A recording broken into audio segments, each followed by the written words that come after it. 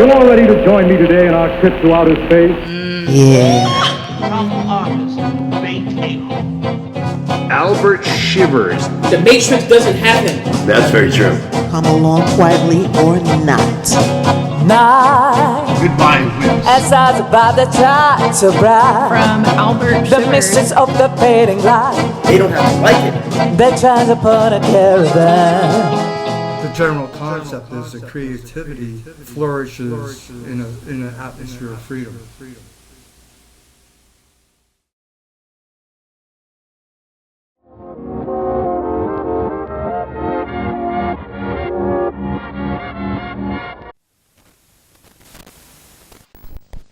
Hello, folks, and welcome to another episode of the Planet Shivers podcast. I'm Albert Shivers, and I am very excited for this episode and for you to hear it. This episode features photographer and friend of mine, Marcus Natt, and of the artistic circle of friends that I have, Marcus is the real deal. And as we talk about his craft in photography, you will realize that.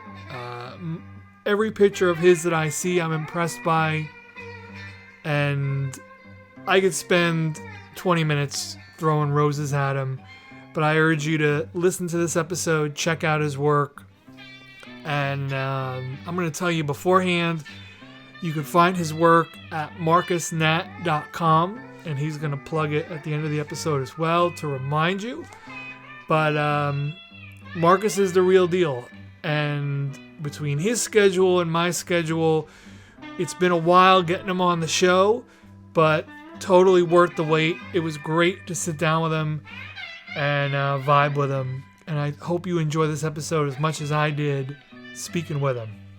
One other little note that I want to tell you guys about this episode. During the show, I was dog sitting, and you will hear Juno, the English Mastiff, in the background.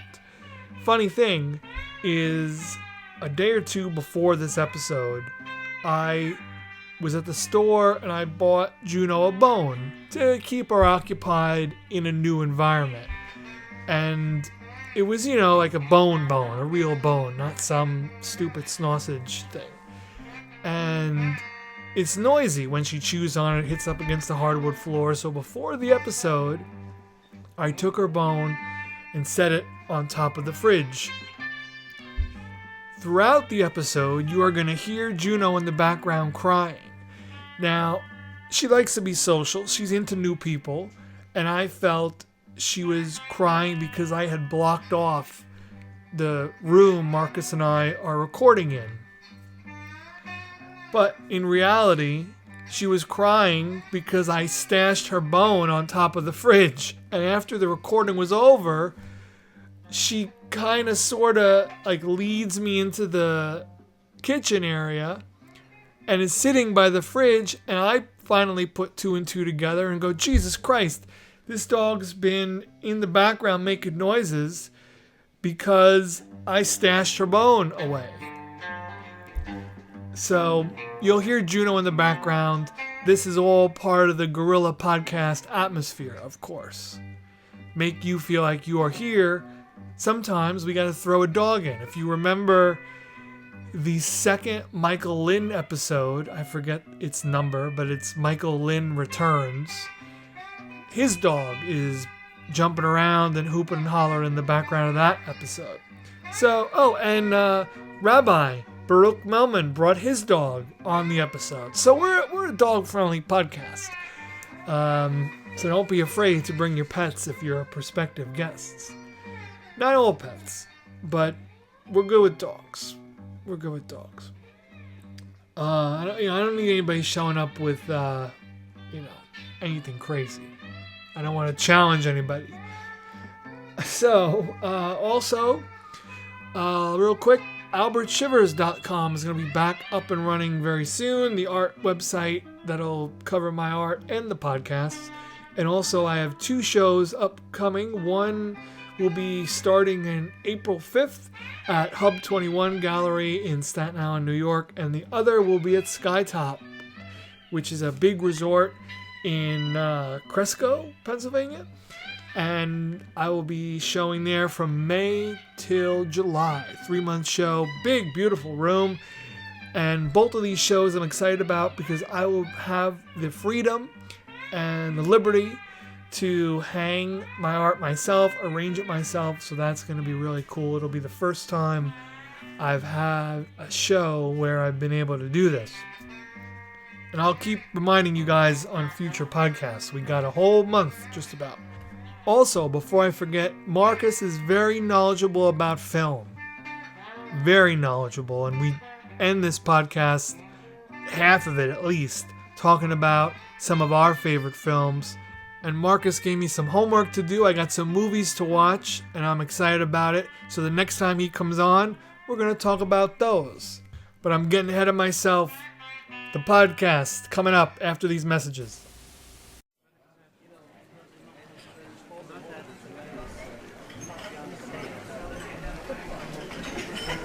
You don't want it to make it too calamity, too sticky. The sauce has to coat the pasta beautifully and you have to start to appreciate the flavor of the cheese.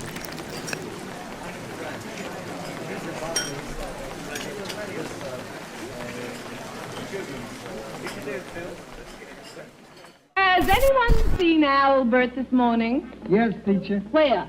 Behind the barn, I play with his yo-yo. It may be 1986 now, but this nightmare can happen anytime, and it can happen here. It can happen here. All right, folks, welcome to another episode of the Planet Shivers podcast. This is Albert Shivers, and I'm excited to be joined today by photographer and friend Marcus Natt. Thank you so much for coming on. Thanks for having me, man. I appreciate it. So let's jump in first. We'll just talk about your photography. I met you through your sister Courtney, who's also been on the show. Go check out her episodes. And I seen your photography at one of her shows, and it's very striking. Thank you. And you usually work in black and white. Do you always work in black and white? It's now, yeah. I'm not interested in color photography at all. Like it's black and white. For what reason? I like the process of black and white film photography. Okay. You know what I mean? Just working with light and shadow and nothing else really. You know what I mean? Mm-hmm. There's something about it. I don't want to say it's hyper realistic, but I don't know, man. You see a black and white image and it's not reality to me, you know? Mm-hmm. And I think that's it. So in terms of the process, what differs from, and I should say also, like, so you work primarily in film. Yeah.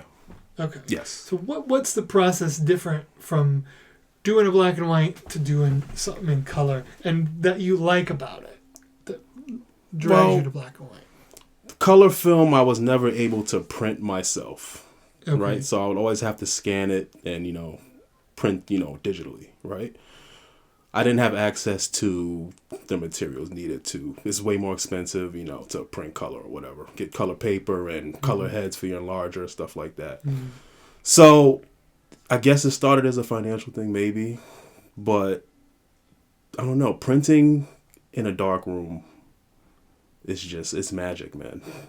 It's magic. And I don't know. I really don't know the answer to your question, man, because I've never really tried to do color, really. Like, I've shot it digitally, shot some color film, and just, I don't know, never really did anything for me. Okay. Aesthetically, When you're shooting, so, like I said, your pictures are very striking. Thank you. And what is it that you're looking for? The truth, I think. Okay. The truth, I think I gravitated towards portrait photography specifically because I was always the type to kind of self-isolate, you know what I mean, and be alone and stay at home, watch movies and shit. Yeah. And I think I gravitated towards portrait photography because there's a need to connect with people, man, in all of us, you know what I mean? Even if you're trying to isolate yourself for whatever fucking, I don't know what reason it is, you know what I mean? Like, whatever, we'll have issues and shit, but I'm realizing now that my art has been kind of like a driving force to like get out of my own head and, you know, get to talk to people and, you know, get to know them, connect with them genuinely, you know what I mean? And that, I think that's the main thing I'm looking for, the truth, man. So I just go in, man, we talk, like, you know, we shot together, man. We just talk for 20 minutes, you know, talk and right. That's it, man. I'm not really looking for anything specific when I go in, you know, like I like to photograph people in their environments where they're comfortable, and it's really all about subject comfort for me, you know. You're trying to capture them in a relaxed state, you know. I don't like to pose too much, you know, like it's, you know, I just want people to be themselves, man. That's it. That's all I'm looking for. Well, it comes across. Yes, thank you. It comes across. And I could understand about being in your own head, because I lived there too. Yeah, man, we're artists. You know what I mean? We're all crazy. You know what I mean? It's an outlet for something, you know? Yeah. Yeah, because we see color, man. We see color all the time, man. Yeah. You know what I mean? Like, we see it. You know, I don't know. Like, I don't want to try and capture what I see, you know? Aesthetically, you know? This is just a weird quirk that I do. I'm curious if you've ever done it. Just talking about black and white. There have been movies, there have been TV shows even, where I've watched it and thought, this would look fucking better in black and white. Nosferatu. And turn down the color on the TV. You do that? Yeah. I might have to try that.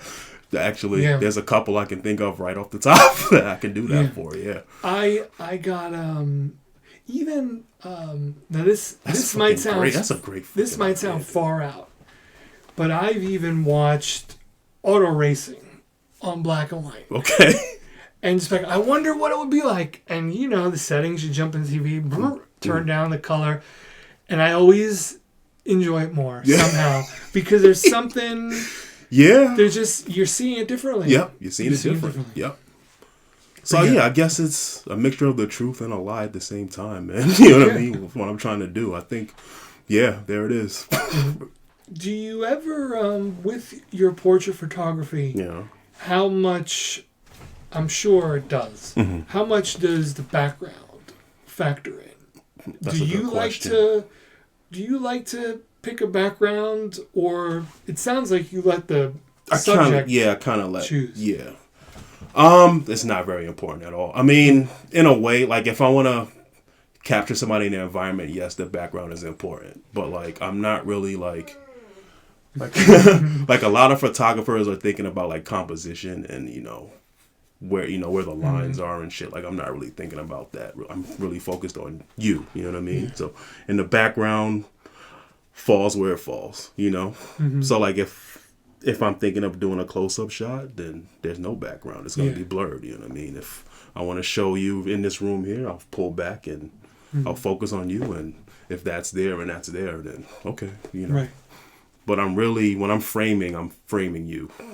I'm not thinking about the background too much, which is like, I guess, kind of breaking the rules a bit, because there's all these rules in photography, like the rule of thirds, and like I don't care about any of that shit. Like you know what I mean? I don't. Yeah, I feel like it's good.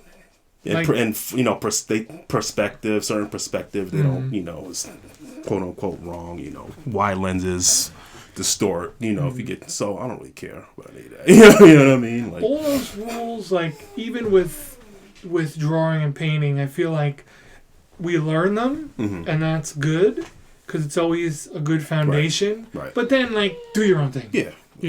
Because your own thing is going to be the most genuine. Right. If you're too worried about the rules, it won't have your fingerprints on it. In terms of, like, equipment. Okay.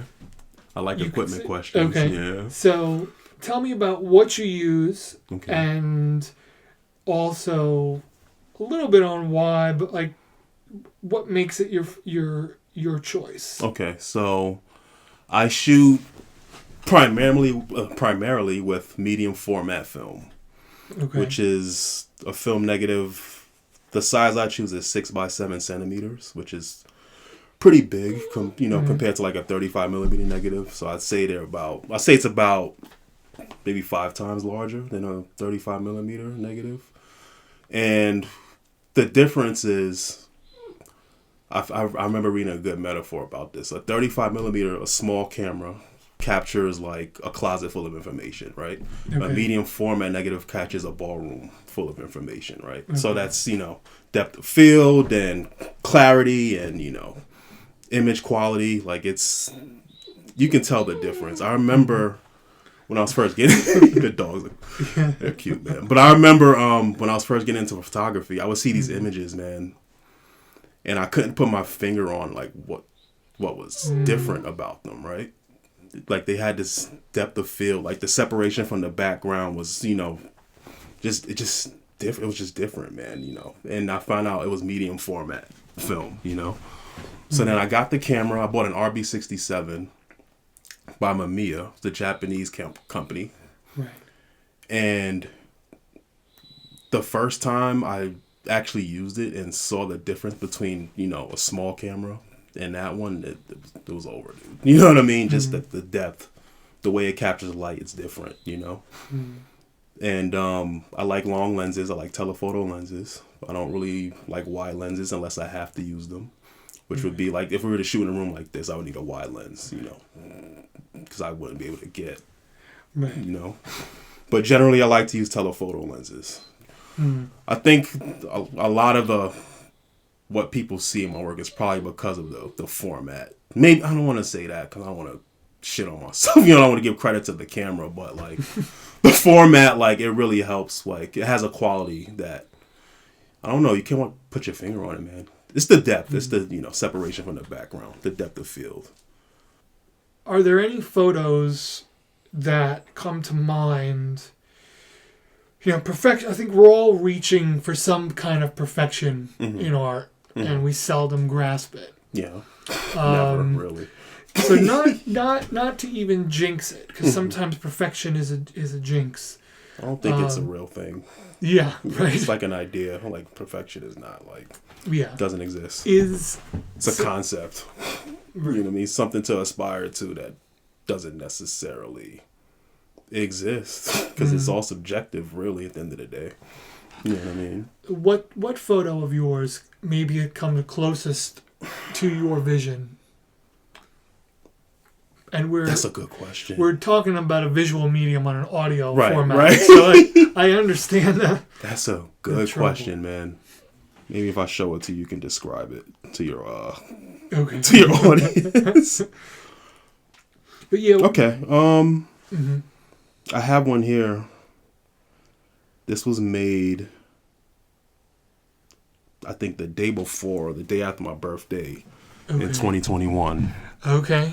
I know that photo. You know this photo, right? Yep. And I'd say that's probably my favorite that I've taken so far. And what about it? Just the lighting, her face, this was something we found. I had a shoot earlier that day. Okay. With the dude, the kid, because they both went to Westchester University, right? So I shot him earlier that day, and then I met up with her, and then we shot later that evening, right? And I had run into this. It looked like a teepee, like, you know what I mean? This thing, right? Yeah. So this is like half of it here, and I saw it earlier that day. We had shot somewhere else. And I just remember, it was getting darker. I was remembering, I remember that fucking teepee that was in the park. Let's go back there, right? Right. I mean, and she had that outfit. So I would give her a lot of credit for this photo, right? Because she had the outfit. She had the scarf, you know what I mean? Right. And we just took it, man. And then I saw the negative the next morning, and I just knew, like, yeah, this is my best fucking photo. You know what I mean? My best photo. It just looks like there's a story there. We don't know what it is. You know what I mean? We don't know what's happening there, but there's something going on there. You know what I mean? She came from somewhere. Yeah. You know what I mean? Like, I don't know where she's going. Right. You know what I mean? But she may be worried about something. I don't know. You know? Cool. Let me think of another one. This one has a cool story behind it, though. This one has an actual story behind it. So we went on a road trip. This is my friend Justin. Known him for a long time. And this was in 2015. We went on a road trip across America. Like, I don't know how we were able to afford it, but somehow we fucking pulled it off. I don't know. Like, you know what I mean? I was on unemployment at the time, dude. You know what I mean? So 2015, maybe inflation. I don't know. But we made it to California. Nice. And this was in Joshua Tree. Okay. During a dust storm or sandstorm, if you will, right? So we fucking ran out there, dude. We saw the dust and we fucking ran out there like two stupid idiots and took that photo. So we had a friend with us. He was like, "You guys are stupid. Don't go out there. You know, you're gonna die." But we didn't, and we have that. Mm-hmm. You know what I mean? You know what I mean? There was just this couch in the middle of the desert. See the couch? It was just there. Like, you know what I mean? Somebody left it there. And I was like, yo, sit on the couch. That's cool. That's it. That's cool. And when was this picture taken? 2015, July. So almost 10 years. Okay. It'll be 10 years in July, man. How was the road trip? Amazing. Like, it was great. Like, we took 80 pretty much straight to California. Okay. Straight through. So we stopped in Nashville. We stopped in Memphis. We stopped in Kanab, Utah. We stopped in Utah. We stopped in Arizona. We saw the Grand Canyon. Like, we did it all, man. And we had no plan, really. Like, we just stayed in motels. Like, we fucking winged it. Yeah, we had somewhere to be in, I think it was 2 weeks or a week. No, we had somewhere to be in 7 days, which was, we had rented a cabin in Joshua Tree. Very good, very good. You asked me earlier about film, right? Yeah. And another reason I think I like it is it forces you to slow down because of the expense of it, because it's very expensive, especially now. Like, it's very, very expensive to shoot film, man. Like, my 8x10 film is like $8 a photo. Right. Right. So like, you can't just be, you know, really slow down and make sure the picture's in focus, because, you know what I mean, it's manual focus. So, like, you have to make sure your person is sitting in one spot and doesn't move. Thank you. Backward or forward. I got more. I know you do, man. You're like me. And yeah, so film really forces you to slow down and consider how much. Yeah, like, it really, and I think it helps you be a better photographer, really, if you're not just blindly shooting and have 100 terrible photos and then you have one good one, like, in the middle, because the light just happened to be correct in that one instant, right? More luck that way. Exactly. But just for me personally, like, just slowing down and you know, really thinking about, you know.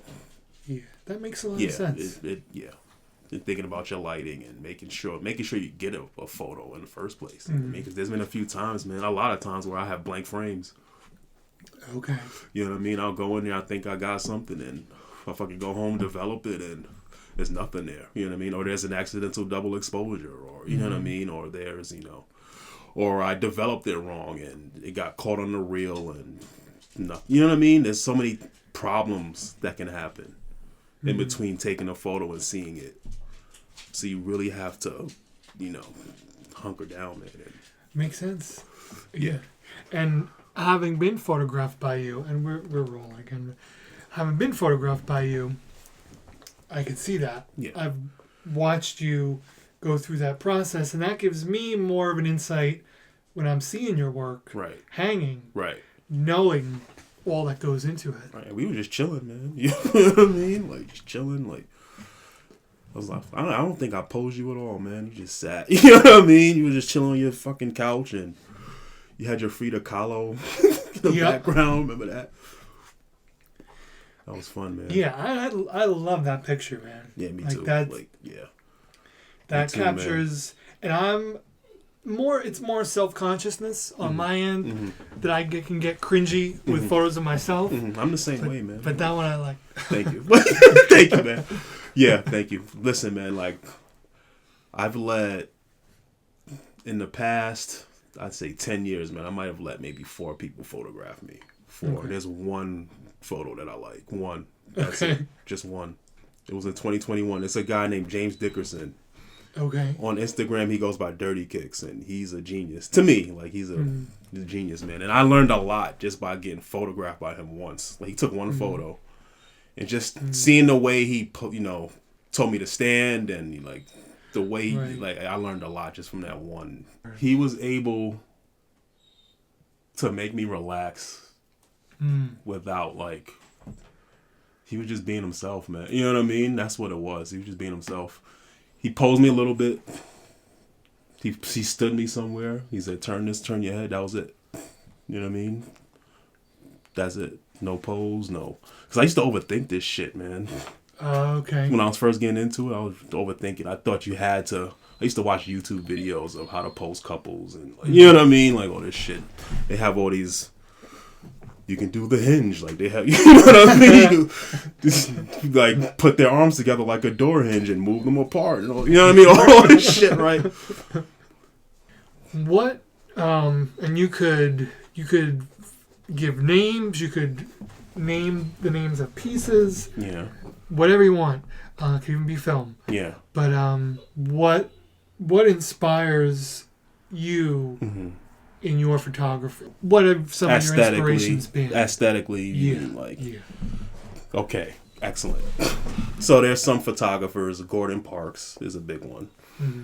He was African American photographer. He's a genius, man. He was the first black photographer to work for Life magazine. Okay. And he shot.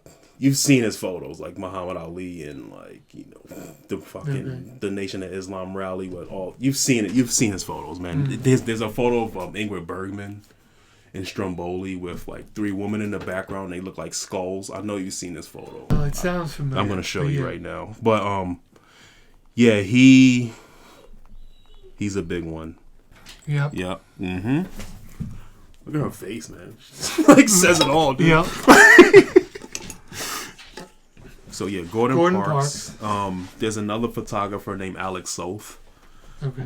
He works more in like photographic storytelling. So he's a bookmaker. Mm-hmm.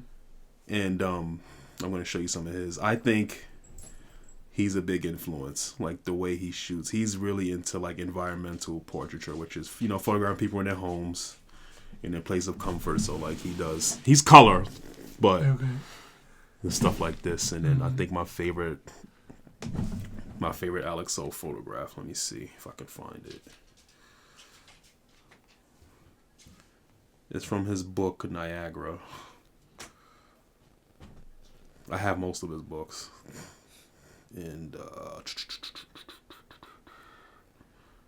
this fucking photograph?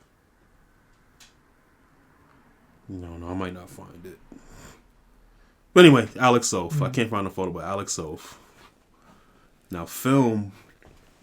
I took a film history course, an elective, when I was in high school, and I think, because I was an artist. Like, I guess I always was. Like, I used to draw and shit. Like, I used to, I think I did music for a little while, made rap beats, like, and I think photography is just the one that stuck, right? But I think in film history, our teacher, Mr. Mulkin, shout out to Mr. Mulkins, he showed us a film, and it's so long ago that I don't remember if he showed us clips from the film or if he showed us the whole film, but it's a film called Night of the Hunter. I don't know if you know it. Yeah. Have you seen it? Yeah. Night of the Hunter, man. Charles Lawton. I don't know what year. I know it's the 50s, right? I forget what year it came out. I remember the year. But that one, like, that's the one I remember, like, seeing, like, because, it's black and white, right? And just seeing, like, the lighting, like, the gothic lighting and, like, the use of shadows and, like, just, that was when, like, when you were talking about the film earlier, like, right. When Weekend, Like a Dog. That Night of the Hunter was the one that kind of, like, woke me up to, like, oh, shit, like, this is, you know what I mean? Okay. Like, this, this is, whoa, you know what I mean? What's this? Like, I never seen anything like this. And just, it was so operatic, you know what I mean? Like, and just, it was art, just the art of it. Like, that's when I'm pretty sure that's when I knew, like, I was into movies, man, was Night of the Hunter. That was a big one. Like, it was just, and it was scary, you know what I mean? And a lot of it had to do with the lighting, you know what I mean? And, it was, that's a big one, man. Night of the Hunter, and of course, like, Taxi Driver, Scorsese, Taxi Driver, and shit like that, Yeah, I was big into Raging Bull. Okay. Yeah. I was into black and white for a while. There's a movie called Lahane. Like, I have a hoodie on right now, but that's another one that really influenced. I think had a big influence on. It has to be why I shoot black and white. It has to be like Night of the Hunter, dude. Like that really stuck. And I saw a lot of films in that class, but that's the one that to this day, like I still think about seeing it for the first time. You know what I mean? Right. Yeah, it's funny because we were talking about Jean-Luc Godard's Weekend earlier, and I had that was the exact same experience. Yeah, it's like it wakes you up, man. It's like, oh shit, this is not RoboCop. I mean, you know, because that's the shit I was watching. And RoboCop is amazing. It's a great piece of art in its own right, but you know, it's satirical. You know, a little goofy. Like that's when I saw Night of the Hunter. Like, oh, this is serious. You know what I'm saying? This is some shit that I've never experienced before. Yeah. You know. And that director never made another film. Like, it's the only one. He was an actor, Charles Lawton. Like that was the only one he did. Wonder what happened to him. He should have did more, man. Talk of movies inspiring art. Visually always inspired me, although I've not done a painting of it from it yet, which is Carnival of Souls. I haven't seen Carnival of Souls. Okay, yeah, that would be one I'd recommend. It's black and white. I'll watch it tonight. And somebody else recommended that to me too. I should probably get on it. Yeah, I'll watch it. I'll watch it tonight. I need something to watch tonight. I don't know. This isn't a spoiler what I was about to say, but it would. I'm gonna send you in. Dude, this movie came out in the 50s. Go ahead.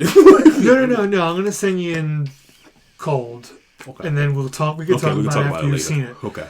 But yeah, that one was shown to me by my buddy Mike, and then Strunk.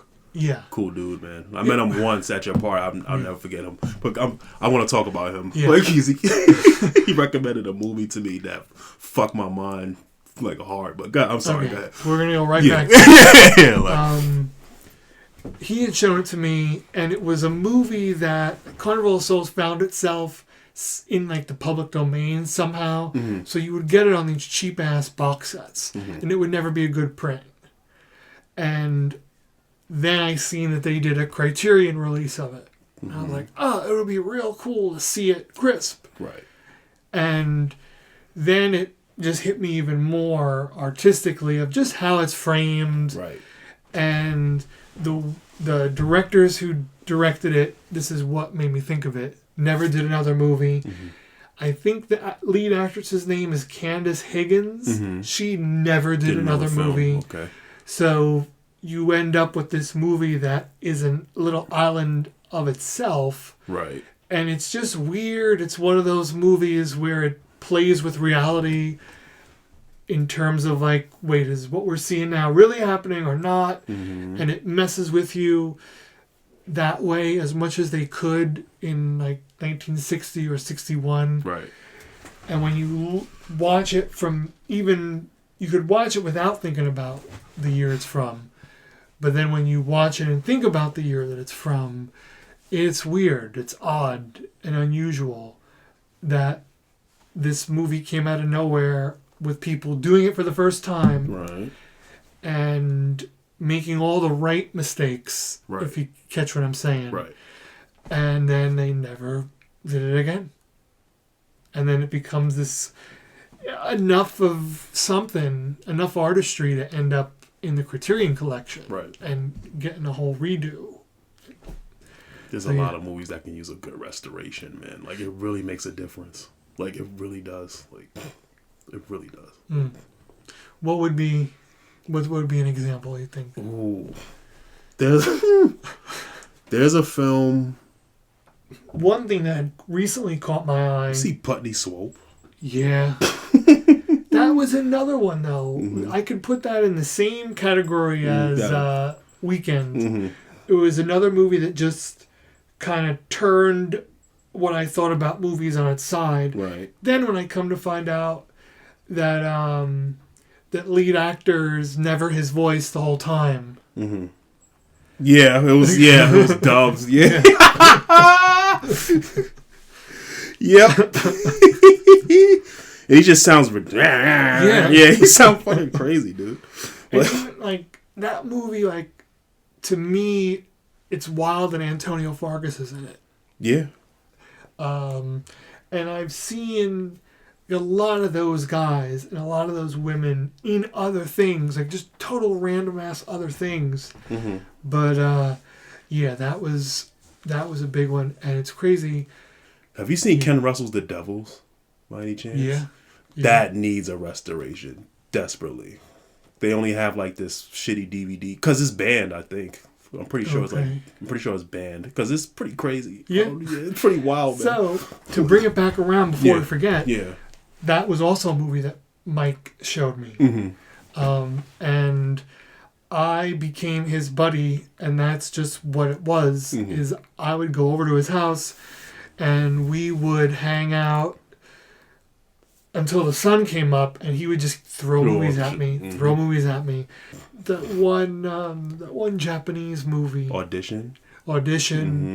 See how I knew exactly what it was. So like all that kind of stuff. Martyrs was another one. That yeah, that's a rough one. And at the time, he probably and you know he knows. This isn't anything that we haven't talked about, so I'm not talking about him. But he may have been the last dude who was still getting the Netflix mailed to him. And I remember it was not that long ago where we'd be hanging when we both lived in Strasbourg. And he would be getting new movies in, and Martyrs was one of those movies. So you got these, you remember, you got them in plain envelope. Yep.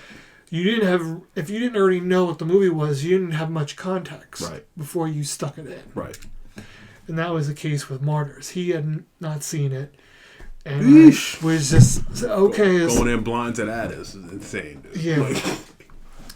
And I would hit him with movies. Nothing that impacted as much as the movies that he showed me. But yeah, you had mentioned before that he showed you a movie. Well, he recommended a film called Sweet Movie to me. I don't know if you ever heard of this movie. I've heard of it. I haven't seen it. Don't. Don't see it. Dude, I watched this fucking movie, man, and I just felt like I should be in fucking jail. Like, afterwards, I just like, somebody just lock me up, please. Like, right now. Because, like, it was just... If you want to use the word transgressive, like, you know what I mean, you could use that because, like, there's a scene.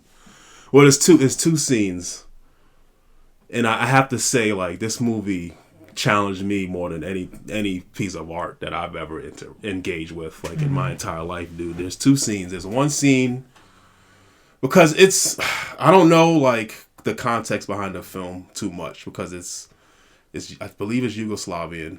Okay. But there's historical context to it that I'm not, too privy to. So I can only watch it and take it at face value, right? But there's a scene where a woman, she lures these children onto a boat and like does like a striptease. You know what I mean? Okay. Like kids, like literally like kids, bro. And it's real. This shit's really happening. You know what I mean? Like this woman's like naked in front of these kids, bro. And like the music, it was very disturbing, and it's clearly intent to be disturbing, right? So like the music that's playing behind it, like it's, oh god, like just thinking about it is fucking with me, dude. Like, and I wanted to cut this movie off because it's near like, I want to say it's like 2/3 into the film. Okay. Right. So like, and it just, man, just thinking about it, like it really fucked with me, dude. Like, really. And then, like, there's another scene in the film with these performance artists called actionists. And they just did, like, and it's going to be gross, but they were just, like, it was like a food excrement orgy, basically. Like, yeah, like, and they're just fucking shitting on each other and throwing food at each other and pissing. Like, it was just the craziest shit you ever fucking see, man. And, but, see... To me, the scene that I described to you before was more disturbing than that. Right. You know what I mean? Because honestly, I found like that the performers are part of it kind of compelling. I hate to say it, but like just watching them do all this shit, like it was oddly like I saw the art in it because it was kind of like I think their whole thing was like just letting go. You know what I mean? Just complete like, reckless abandon and, you know, just sex and food and shit and vomit, whatever. You know what I mean? Like, all by, you know, I got it. I got that. The other part, I didn't get that. You know what I mean? It was political. Clearly. Like, it's clearly trying to say something. Right. Probably about communism. I don't know. Like, you know what I mean? There's a lot of movies that are anti-communist and, like, they have all this weird shit in it. Like, I don't know. But, sweet movie, man. Don't watch it. Like, it's always in foreign ones. Yeah. Like, so... Yeah, sweet movie. We, yeah, that sounds like a strunk one. Yeah. Yeah. And I can't believe I watched it. Still, like, I can't believe I finished it, dude. But it was compelling. Though. That's the thing. Good on you for finishing. Nah, it was compelling. Yeah. That's the thing. Like you want to cut it off, but like you just, I don't know. I was compelled to finish the fucking movie, man. It's like I got this far. You know what I mean? I put myself through this.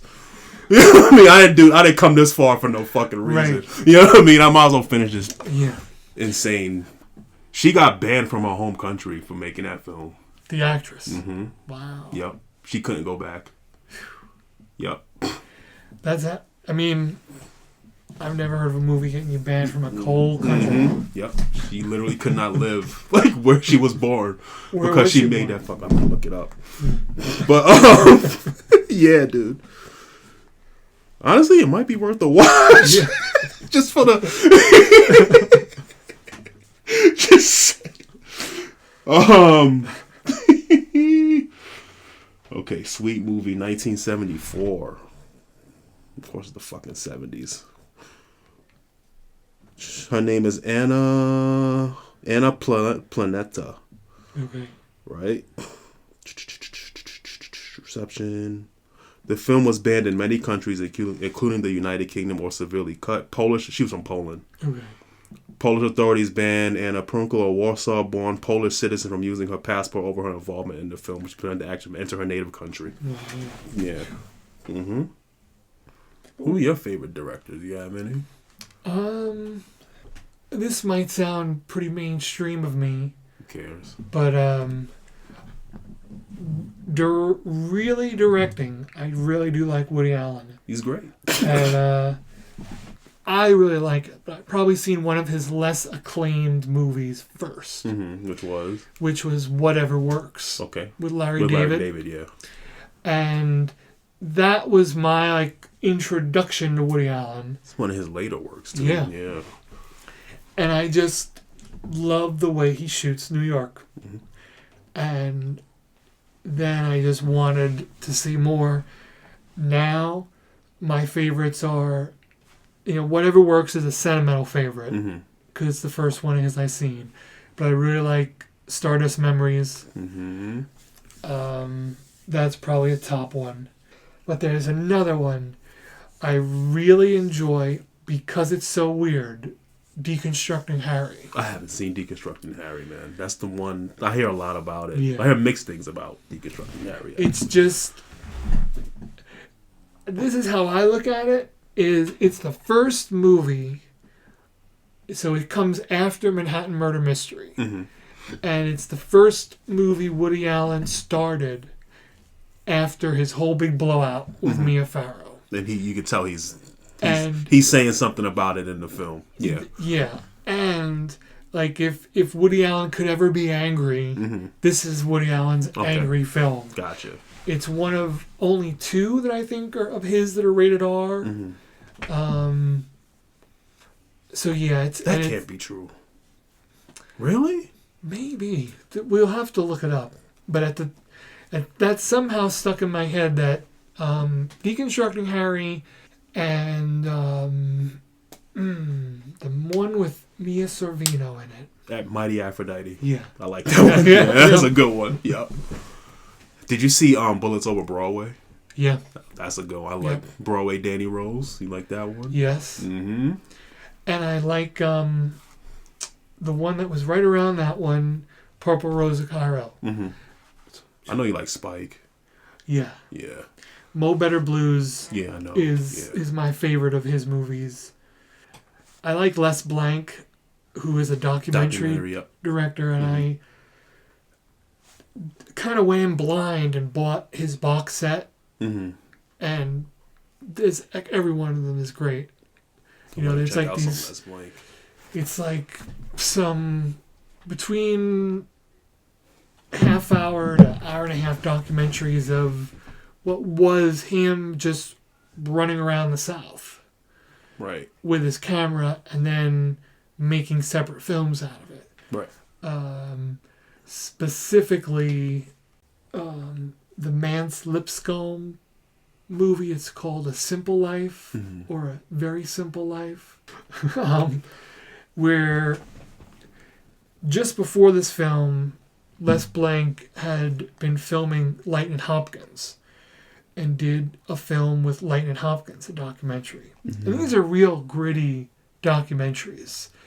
It's not polished at all, and it's beautiful how unpolished it is. And while he's filming with Lightnin' Hopkins, Hopkins says, if you're into filming me, you ought to go see Mance down the road.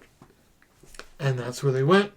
And Mance Lipscomb was an even more unpolished blues guy who was part of that 60s blues revival.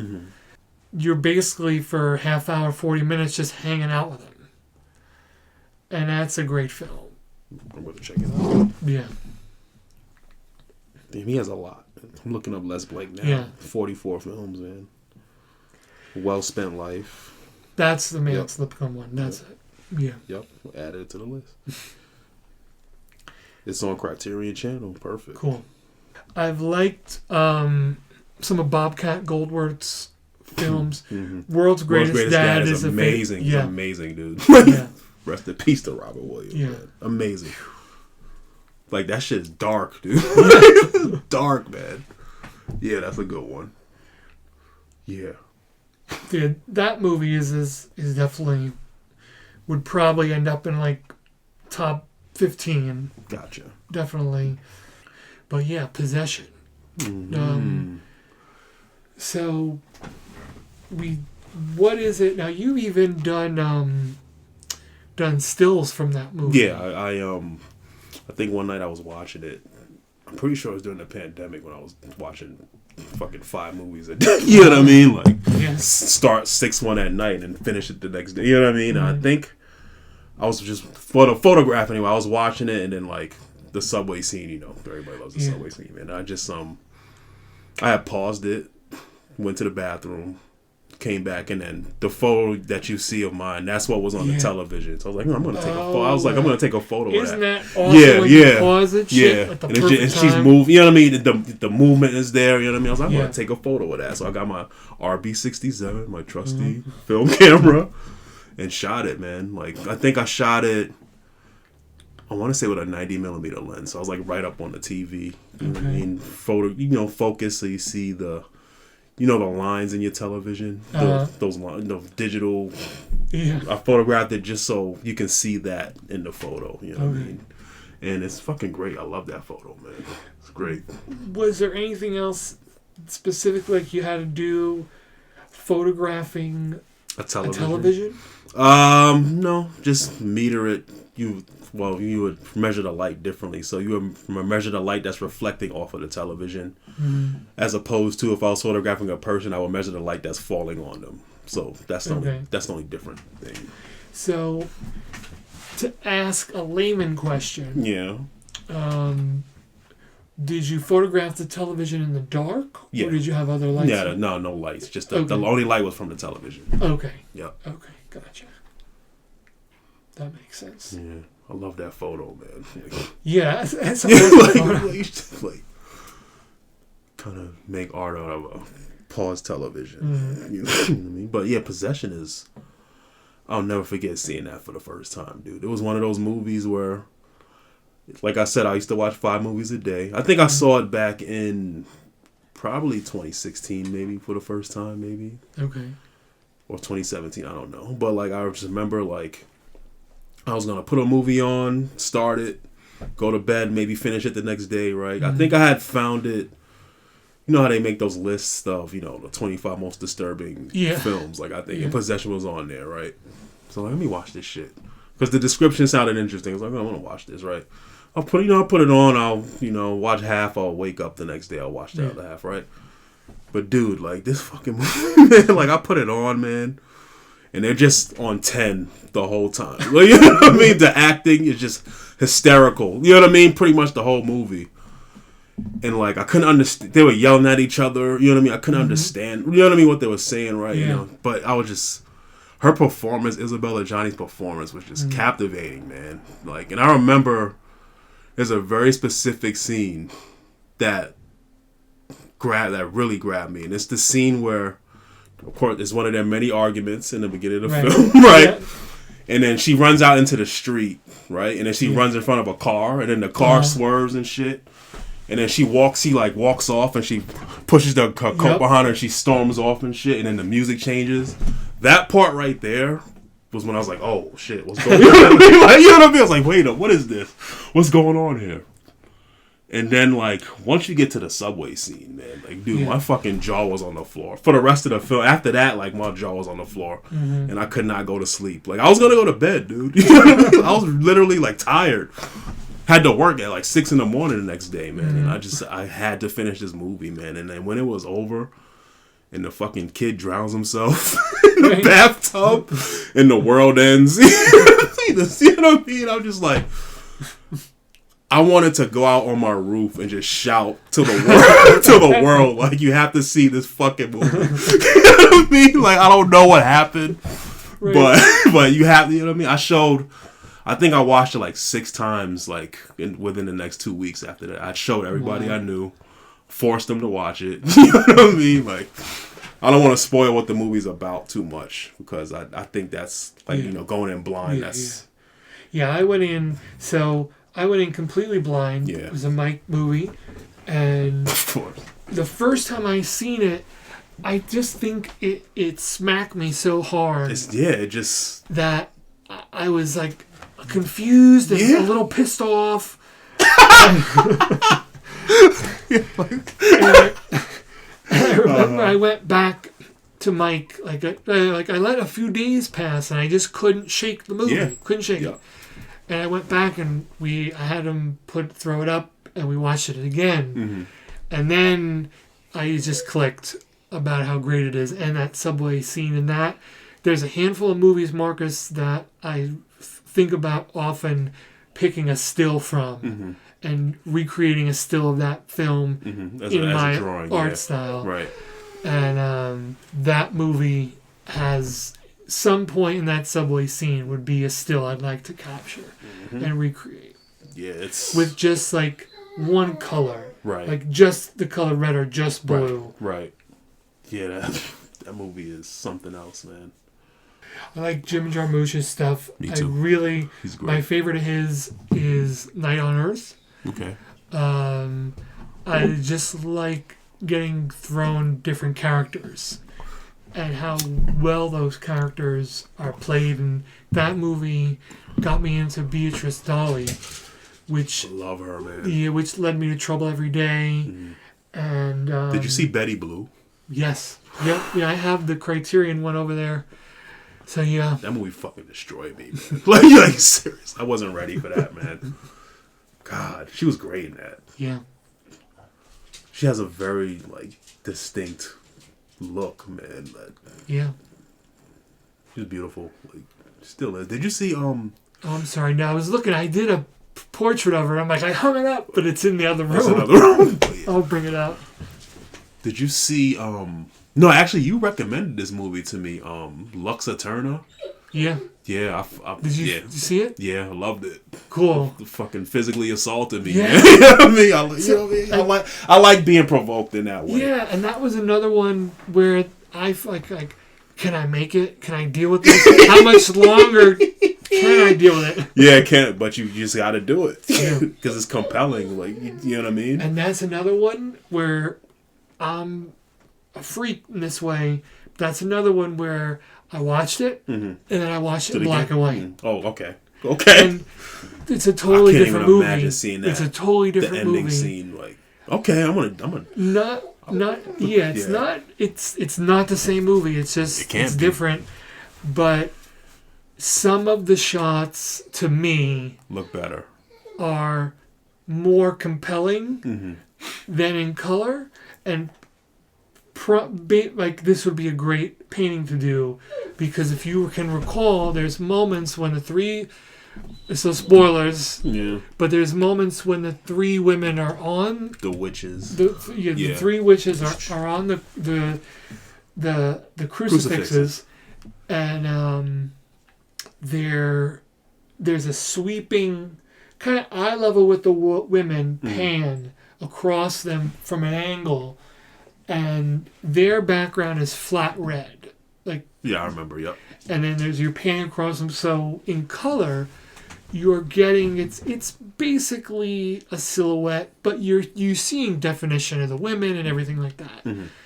When I turned the color off and it was just black and white, there was less definition of features and things. Right. It was more black and white. Right. More stark. Right. And that jumped out to me. Changed it.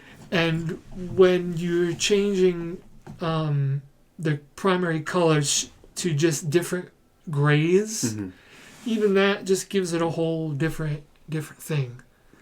First time I watched it was with two friends, and of the three of us, two of us made it through. It's a tough one, man. You know what else was a movie that was weird? Dogtooth.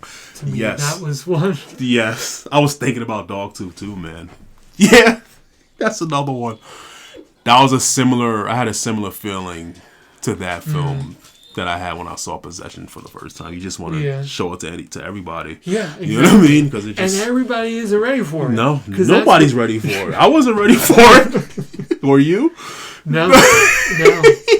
And it's one of those films that just builds and builds and builds. I think it's one of the funniest movies out there, man. Like Dogtooth. Yeah. Just there's one line, Mom, I think they asked her what a pussy was or something. She's like, it's a big light that when it shuts off, the whole world plunges into darkness or some shit she said. You what? Yeah, that's true. God, man. That movie's hilarious, man. And just the darkest of dark comedies, I think. Yeah. This has got to be up there with one of the darkest comedies. World's Greatest Dad is up there too, man. But yeah, that shit is, oof, painful. Yeah. Yeah. I often, just to jump back to World's Greatest Dad, the scene where Robin Williams finds his son and his acting, like I don't. There's music over it. I can't imagine the impact of that scene if it had sound. Right. Like it would just totally different. And I feel like if the way that brings you down, it would just double. Yeah. Because I had two, and you could. I want to hear about yours. I had two experiences just with that scene. Of saying, like, first of all, like, within the context of the movie, but there was this other part of me that is seeing Robin Williams, right, and it's seeing a guy who our whole upbringing was Jumanji and all those movies, and now we're seeing him like that, yeah. That hit me just as hard as I agree. That's why I think that casting was brilliant. You know what I mean? Because, I'm sure that was part of the reason he was cast, too. It has to be. Mit Stagex, der schäumige Glänzer, schwenkt der Hub dem Schmutz und Drain. Do you like Paul Thomas Anderson? Did you see Phantom Thread? No. You gotta watch Phantom Thread, dude. Okay. Yeah, that's one of the... it's one of those films about the artist-muse relationship. And it's subversive. You should watch it. Like, it's great. It's great. What's your favorite of his? That's a good question. I would say There Will Be Blood is probably my favorite and the best. I would say. Okay. because have you seen it with Daniel Day-Lewis? Oh man, you have to see it, dude. You have to see it. It's just like, because he, at the time when the film came out, it was so different from what he was doing before. You know what I mean? Because it was set in the 20s. Like he mainly did, and he did the 70s period piece with Boogie Nights, but up to that point, stuff was more modern, right? And like, it was just, it was epic, man. It's about an oil prospector, and he's just, I think he represents just pure like capitalism, just pure like unabashed, like his only goal in life is to make money. You know what I mean? And like he clashes with, he comes across this town that has oil in the ground. It's a religious town. They don't know about it really. They don't know about it. He wants to exploit them and shit. He clashes with this preacher from the town, man. So it's like that clash between money and religion, and it's just the performances, and like there's a scene where an oil derrick explodes and shit, and it's fucking amazing, dude. Like you have to watch it. And Daniel Day-Lewis is performing. I'm pretty sure he won the Oscar, but who cares about that? But he's just, it'll blow your mind, man. Especially the ending. Like, it has one of the best endings. Just perfect, man. But now, yeah, Paul is probably my favorite filmmaker right now. I would have to say, because I watched the film of his Licorice Pizza today again for like the 10th time, probably. That was probably the one I struggled with the most, but then I ended up loving it anyway. You know what I mean? Like, because there's a relationship. It's this film where like this woman, she's 25, and she gets into a relationship with a 15-year-old kid. You know what I mean? Not really a relationship, but like, it's kind of played like a will they, won't they? Like, and it's played straight. You know what I mean? So like, it makes you uncomfortable, but like you're rooting for them at the same time. You know what I mean? So it's kind of like a cognitive dissonance when you're watching it, and I think it works. It just fucking works. It didn't work for me at first, but the more you watch it, like the more you go, okay, I get what this is. This woman is like a woman child. Like you know what I mean? She's just stupid. You know what I mean? And this kid showed her attention, and it's great, man. Licorice Pizza. He had Phantom Thread. I probably would be my second favorite. Phantom Thread. And that's about a dressmaker who just meets this woman at a restaurant, and she just inspires him. You know what I mean? And she's amused, and then they get into a relationship, and he's an artist, so he's hot and cold. You know what I mean? So like I'm not gonna give it away, but she finds a way to make him vulnerable. I really don't want to give it away, but you should watch it, man. She finds a way to make him vulnerable and get him to a state where he needs to be taken care of, where he's not like, this tyrant, Right. And she finds a way, and it's, you should watch it. I think you should watch it. And he likes it. Because he needs to be vulnerable every now and again. He can't just be a fucking like tyrannical artist that's bossing everybody around and getting everything you want all the time. You know what I mean? But he's an artist, so he resists it. He's a narcissist. He wants to, but she finds a way to calm that motherfucker down, man. Check it out, but please watch it. You see anything recent you like? Like in the theaters? In terms of it's come out recently? Yeah, come out recently, yeah. I haven't been to the movie theater in a very long time. Gotcha. Well, even something that came out like in the last 5 years. Like, have you seen anything? I don't know if this is in the last 5 years, but it's recent. Enough. I really liked Midsummer. That's great. Yep, that was 2019. Okay, so close enough. Yeah. I seen that one in the theater. Same. And I like that one. I liked it even more. I watched it through a second time, and I'm sure you noticed it, where the movie is covered with symbolism, foreshadowing. Yep. Exactly. It's all the whole story's on the walls. Yeah. Yep. It's all there. So everything that happens is there. To watch it again, knowing that and noticing those things. So that would be one that definitely comes to mind. Another one in the discomfort department, but I like it for that reason. Mother. Yeah. Is that when did that? That's one pretty. That's older. I want to say that's 2017. Okay. If I remember correctly. Okay. I love that movie, man. But yeah, that was one that I watched. That movie gave Courtney a panic attack. She was pissed. We saw it in the theater, dude. She was so mad. She was like, what's the fucking point? Though. What's the point of this? There's no. She was livid. She was so mad. But then she thought about it. I remember she's like, okay, I get it. You know, after a few days when she calmed down. But yeah. That's a good one, man. Yeah. Yeah. Well, yeah, man. This has been like a lot of fun, and thank you. Thanks for having me. Yeah, it's funny to the listener because this conversation is just going to keep going. But anytime you want to come back on, next time we'll have to get the three of us, have Mike come by. Okay, yeah. And we'll all just talk movies. Because that would be real cool. Yeah, that'll be fun, man. Yeah. Definitely. But before we end it, where can people find your work and check out? MarcusNatt.com. Okay. Cool. That's it.